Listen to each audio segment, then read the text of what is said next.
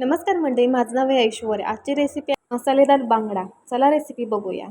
स्वच्छ पाण्याने एकदा बांगडा चांगला धुवून घ्यावे. थोडेसे हळद, मीठ, 2 चमचे घाटी मसाला, आलं लसणाची पेस्ट टाकायची 1 चमचा. ते चांगले हाताने मिक्स करून घ्यायचे. लसूण, कांदा, टॅमॅटो आणि आलं आणि खोबरे हे सगळं मिक्सरमध्ये बारीक करून घ्यायचं.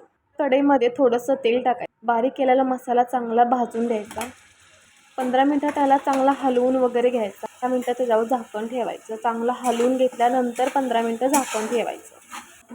आपल्याला घरगुती मसाला, घाटी मसाला, हळद, मीठ थोडंसंच टाकायचं. ऑलरेडी आपण आधी मीठ टाकलेलं होतं. 15 मिनटं हलवून घ्यायचं. थोडंसं गरम पाणी करायचं, मग त्यात टाकायचं. गरम पाणी टाकल्यानंतर 10 मिनटं त्याला चांगली उकळून द्यायची. झाकण ठेवायचं. मच्छी टाकायची, चांगली वाफलून द्यायची, नंतर झाकण ठेवायचं. 15 मिनटं जसं झाकण ठेवायचं नंतर उघडायचं. चांगलं हलवायची, कारण खाली लागून देऊ नये म्हणून चांगले आपण हलवून घ्यायचे. कमेंटमध्ये मला नक्की सांगा रेसिपी कशी झाली आणि लाईक करायला विसरू नका, सबस्क्राईब करायला विसरू नका. Bye bye.